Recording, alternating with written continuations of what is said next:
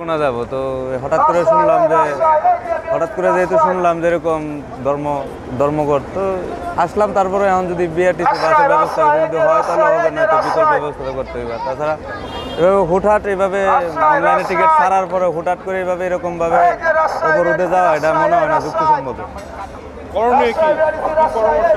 এখন আসলে করণীয় বলতে আমরা তো এই যে এখন যে কোনো একটা ব্যবস্থা করে যাইতে হবে, যেহেতু বাসে জার্নি করতে অনেকের সমস্যা হয়, সেজন্য ট্রেনে কমফোর্ট ফিল করে। কিন্তু এখন দিন শেষে দেখা যাইতেছে তো ওই বাসেই যাইতে হবে।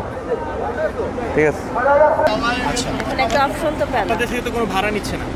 না, টিকিট বললো যে টিকিট দেখালেই ওরা নিয়ে যাবে। আচ্ছা, আপনি কোথা থেকে আসছেন এবং কোথায় যাবেন? আমি আশুগঞ্জ থেকে আসছি, আবার আশুগঞ্জ যাব। আপনি যে ট্রেন ছাড়ছে না, এখন আপনি বিকল্প কিভাবে যেতে চাচ্ছেন? বিকল্প তো এখন বাস ছাড়া তো আর বিকল্প কিছু নাই, বাসেই যেতে হবে। আপনার এলাকার বাস কি এখান থেকে সিলেক্ট হয়েছে? হ্যাঁ, হয়েছে, ওই পাশেই আছে। আপনাদের কি এক্সট্রা ভাড়া নিচ্ছে নাকি ট্রেনের টিকিটের যে ভাড়া সেটা? না, বলছে ভাড়া ওই ট্রেনের যে টিকিট ওটা যতটা সিট আছে তারা আমার এক্সট্রা একটা লাগবে। বলছে আপনি বসেন, বসলে আমরা এক্সট্রা একটা টিকিট দিয়ে দিব। এই যে আপনি কখন আসছেন? আমি তো এই পর্যন্ত 3 বার আসলাম, কারণ সকালে একবার আসছি, এসেও তারা বললো যে টিকিট ফেরত নিব, কিন্তু টাইম ওভার না হওয়া পর্যন্ত ফেরত দেওয়া যাবে না। 11টা সাড়ে 11টার দিকে আসে। তো গতকালকে সন্ধ্যায় এসে টিকিট করে গেলাম, এই পর্যন্ত 3-4 বার আসা হইলো। এখন আমার আরও সাথে আমার লোকজন আছে, তাদেরকে ফোন করলাম যে চলে আসো, আমি এখানে আছি, বাস চাইতেছি।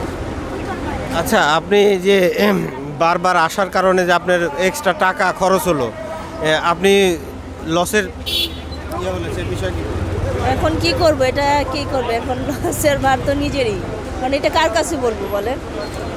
এটা কি সরকারের বা রেল কর্তৃপক্ষের দায় কিনা? অবশ্যই দায়, যাদের দাবি দাবা ছিল ওটা মেনে নেওয়া উচিত ছিল, অথবা সমঝোতা একটা আশা ছিল। এখন আমরা হুট করে টিকিট করার আধ ঘন্টা পরে জানতে পারলাম যে ট্রেনের নিয়ে সমস্যা হচ্ছে। আর আমার এক ফ্রেন্ড ছিল রেলওয়েতে চাকরি করে, তার মাধ্যমে আমি জানতে পারি যে একটু সমস্যা চলতেছে, মিটিং চলছে, 12টার পরে তুমি খবর পাবা। তো টিভিতে তখন আবার নিউজ দেখলাম যে ট্রেন চলবে না।